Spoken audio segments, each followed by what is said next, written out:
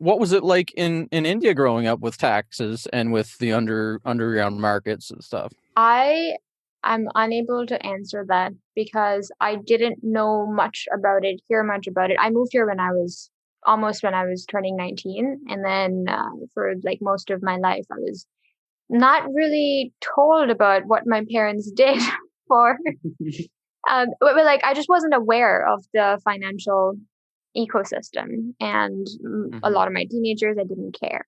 So I wasn't curious enough to learn about it. And now that I moved here, I do see, just by being here, and then my parents are still in India. So I've firsthand experienced the pain that it is to transfer money across borders, even though even small sums or large sums. It just, there's so much disparity in treatment of times, and also fees, and also people, like status. So Bitcoin has been, for me personally, it has been uncovering a lot of layers of disparity and, what's Corruption. that I would word? say corruption. Corruption as well, but also status plays. What do you Wasn't mean? What do you mean by that? Status Well, plays. preferential treatment, right? Like, I grew up in a middle class family. If I was to go to the bank, I mean, I have been at the bank in India, and I've sat in the bank for like hours to get just to be seen. I don't know if I can say much about that because much to the status play for that, but I've seen people come in cars and then go to this private office just because they're wealthier than I am, and then they get serviced immediately, or they don't even have to go to the bank. They can just call someone, and whatever they want gets taken care of immediately. But that's not the treatment that is given to most of India, a majority. And in a country that has what, 1.3 billion people? Nailed it. Yeah. Yeah, Yeah. You're good. 1.3. Yeah. Okay. I switched it between 1.3 and 1.7. One time I said 2.1. So 1.3 billion people, a majority of people just do not get fair treatment when it comes to money, their money, keeping their money, moving their money, getting access to using their money for other things. It's, yeah, there's, we've talked about the unbanked where people don't have access to financial services, but when you're in a developing nation and you do have access to financial services, you still face unfair treatment because of your status. And when you were growing up, like, did your friends and you use like apps, like payment apps and stuff, or when you were Uh, going to like just cash? It was mostly cash. I Right. didn't use a card. When I got a card, I think I was 17, and it was a debit card, but like I would say a majority of the transactions that we made were via cash. Have you ever read the book How to Get Filthy Rich in Rising Asia? No, I haven't. Who's it by? Ooh, it's a really good book. I can't remember who it's by, but I'd recommend everybody check that out. It gives like such a interesting perspective of the development of India over the last 40, 50 years or whatever. I think it takes place actually in Pakistan, but it takes place in that area. It describes the way of life for an entrepreneur who's trying to like become rich and all the crazy stuff that he faces of like having to bribe people all the time and like having to hire personal security and like the whole concept of like falling in love with a woman that doesn't really love him because it's like a weird cultural thing to just expect to have a wife. And it's just like such an interesting like experience to live through this person that is trying to get rich in this area during this time. So, I mean, I recommend everybody that's like looking to get kind of like a different perspective on life to like check that book out because it's so interesting. Religion. You while you were saying that, I also just remembered that religion is another layer that is important to, like, if you're born into the wrong religion, or you're born into the wrong caste, then you get worse treatment, like worse than normal treatment, because you don't belong to an accepted religion. And Really? yeah, when you said that the expectation of having a wife, or expectation of living this certain life that was designed for you before you were even born. Yeah, I think it's just cultural that, oh, you're born a man, and then you have to get married by the time you're 25, 27. If you're a woman, you have to get married by the time you're 23, 24. Have kids because you gotta, live the responsibility of producing children.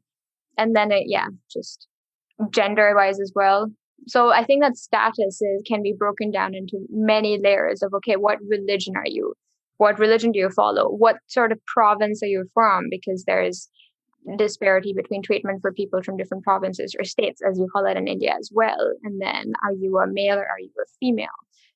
So Were those kind of the reasons why you came to Canada? Because there was all these expectations on you, or was it some other reason? well, for me, it was just lack of freedom. It wasn't related to finances for me personally. I was just fed up of not being able to live the kind of life I imagined for myself in India. I had to be home at a certain point in time because, if I'm driving home late at night, I could be chased by somebody else in a car, seeing that I'm a woman who is by herself.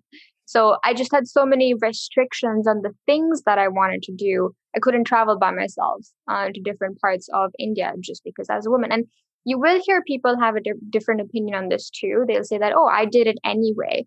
But my parents were sort of protective in that sense because they grew up in regions and they grew up around news where it really wasn't safe for me. So I felt super restricted in my freedom to do anything that I wanted to do in India. What was it like when you first came here? Was it kind of like overwhelmingly cool, or was it also kind of scary, or what? Well, I had visited Canada before, so it's not like I hadn't seen the lifestyle here. And well, in Nova Scotia was, I have to say, very different from any country I had ever visited.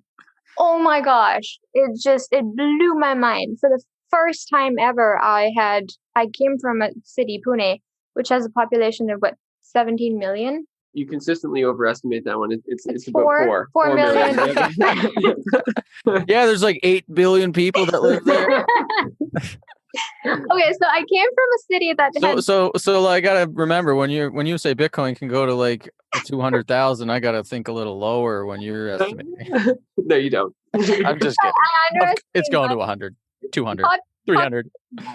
Oh gosh. And then Wolfville was 5,000 people? Yeah, so Wolfville is home to Acadia University, which that's is where I went to university. We both went to school. And you did too, yeah. Yeah, so 4 million to a population of like 5,000 in the school year. It swells to like 10 or 15,000. Yeah. Keegan, have you ever gone back to do you have family in Ireland, or just like your lineage is from Ireland? No, we're from Truro, which is another place in Nova Scotia. And basically my entire family's just spread out over Nova Scotia, and that's in my entire heritage. I have something really funny to share. This is totally not related to Bitcoin, but when I became a citizen last year, and during my citizenship interview, she knew that we were common law, because we were common law at the time. And she said, "So where's your partner from?" And I said, "Truro." And she burst out laughing and just like, "Seriously? That is hilarious."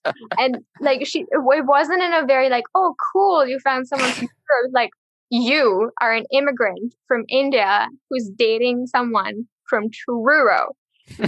Where was this at? Where was the ceremony at? Well, the ceremony was at Acadia University. Mine was different. No, the interview was different. The interview was before the ceremony, and that was just in Halifax. Oh, in Halifax. Okay, that's funny.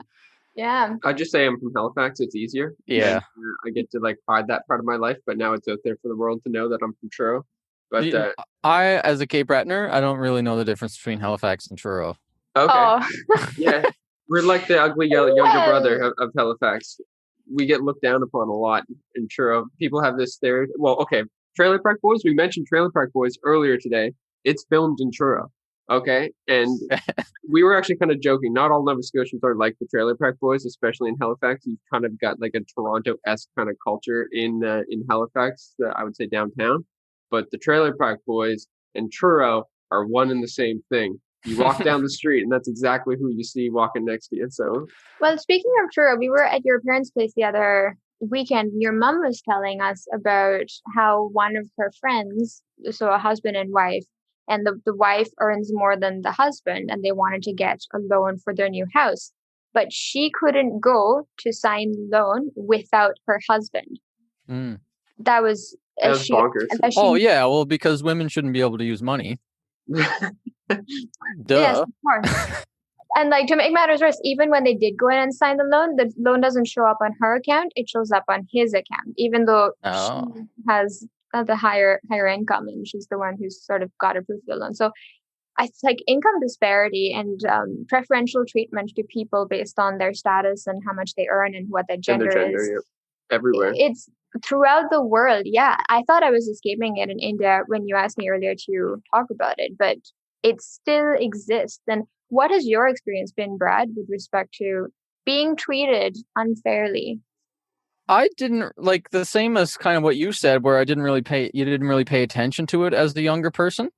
I didn't really know that I was poor. I kind of knew I was poor, but the focus around having a side hustle and like just enjoying life and playing, going outside and playing, or like learning an instrument or trying to create something or do something. There's always kitchen parties and house parties around. Like my dad is such a great musician, and all my family members are musicians and stuff. So it was just surrounded by a lot of like fun and laughter and stuff, but I wasn't paying attention to the money either. It was just, I was making money actually because I had the side hustle as a kid. I was making hundreds of dollars like as a kid, and I would just buy Christmas presents with it every year. My grandmother would take me shopping and I just buy Christmas presents. I thought, oh, this is so fun. I get to like spend money on people. I didn't really notice it. So growing up, it was more like when I came to Toronto, I noticed there was like a prejudice against me as an East Coaster. That when did you go to Toronto? Came to Toronto when I was like 22 or something like that, or 23. And I remember one time one of my teachers at school like made a comment like stupid Cape Bretner or something like that. It was like some kind of dumb, like stereotypical like comment. And I was just like, wow, this is nuts. Like people actually have these misconceptions and are willing to say them. So then little things like that kind of make me more empathetic towards social issues that other people are facing. Because I mean, I've experienced a little bit of it, but I pretty much let everything roll off my back. And I'm not living in a place where I'm like the religion that everybody's against, or like the sex or the color or whatever. So growing up, it was more growing into becoming like an adult. It was more about trying to like shed those preconceptions I had about, well, since nobody's sexist to me, then what people are complaining about as sexism just probably doesn't really exist the way they say. So trying to like take in people's experiences more. And I mean, even in the last few years, it's been tough for me to confront my cognitive dissonances about all that stuff. But I always try to be more empathetic and try to relate to people more, because it's funny. One of the things that I really do believe that as Bitcoiners, we're going to control a lot of the resources in the next 10 years. And we're going to have to be leaders, and we're going to have a lot of responsibility, and we're going to have to like invest in everything.